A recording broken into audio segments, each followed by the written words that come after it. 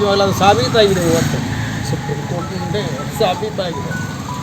ಏನಪ್ಪ ಹಿಂಗೆ ನಮಗೆ ನೋವಿನ ಬಗ್ಗೆ ನೋವಿತ್ತು, ನಮಗೆ ಮಗ ಕಳ್ಕೊಂಡದ್ದು ಒಂದು ಚಿಂತೆ, ಆಮೇಲೆ ನ್ಯಾಯಾಂಗದಲ್ಲಿ ಅವ್ರಿಗೆ ಎಲ್ಲ ಸವಲತ್ತು ಸಿಗ್ತಾ ಇರೋದು ಒಂದು ಚಿಂತೆ, ನಮಗೇನೋ ಆತಂಕ ಇತ್ತು, ಆದರೂ ಕೂಡ ನಂಬಿಕೆಯೂ ಇತ್ತು. ಆದರೆ ಈ ಸುಪ್ರೀಂ ಕೋರ್ಟ್ ಅದನ್ನು ಫೈನಲ್ ಆಗಿ ಅದು ಮಾಡಿದ್ರಿಂದ ಇನ್ನೂ ಹೆಚ್ಚಿನ ವಿಶ್ವಾಸ ನಮಗೆ ನ್ಯಾಯಾಂಗದ ಬಗ್ಗೆ ಸರ್ಕಾರದ ಬಗ್ಗೆ ಮೂಡಿದೆ.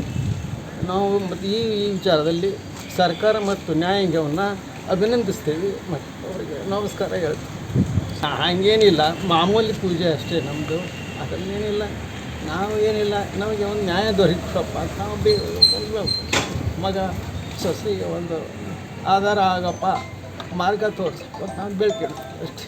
ಆಮೇಲೆ ನಮ್ಮ ಮನೆಯವರು ನನಗೆ ಸಾಮಾನ್ಯವಾಗಿ 11 ಗಂಟೆ ಕೋರ್ಟ್ ಆಗುತ್ತೆ, 12 ಗಂಟೆ ಮೇಲೆ ಆಗ್ಬೋದು ಅಂತ ಒಂದು ಏನೋ ನಂಬಿಕೆ ಇತ್ತು. ಅದು ಇಷ್ಟರೊಳಗೆ ಆಗಿರೋದು ನಮ್ಮ ಮನೆ ಪೂಜೆ ಟೈಮ್ನಲ್ಲಿ ಹೇಳಿದರು ನಮ್ಮ ಮನೆಯವರು ಅಂತ.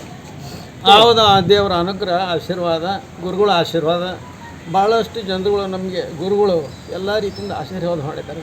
ಎಲ್ಲ ಧರ್ಮದ ಗುರುಗಳು, ಎಲ್ಲ ಜಾತಿ ಗುರುಗಳು ಅವ್ರ ಮನೆ ತನಕ ಬಂದು ಎಲ್ಲರಿಗೂ ನಮಗೆ ಧೈರ್ಯ, ಆತ್ಮಸ್ಥೈರ್ಯ ಎಲ್ಲ ಕೊಡ್ತಾರೆ. ನೀವು ಮಾಧ್ಯಮದವರು ಕೂಡ ನಮಗೆಲ್ಲ ಇಲ್ಲಿವರೆಗೂ ಸಹಕಾರ ಕೊಟ್ಟಿದ್ದಾರೆ. ಆ ಬಗ್ಗೆ ನಾವು ಎಲ್ಲ ಮಾಧ್ಯಮ ಟಿ ವಿಯವರಿಗೂ, ಪ್ರೆಸ್ನರಿಗೂ, ಪೇಪರ್ನರಿಗೂ ಎಲ್ಲರೂ ಕೂಡ ಧನ್ಯವಾದ ಹೇಳ್ತೀವಿ.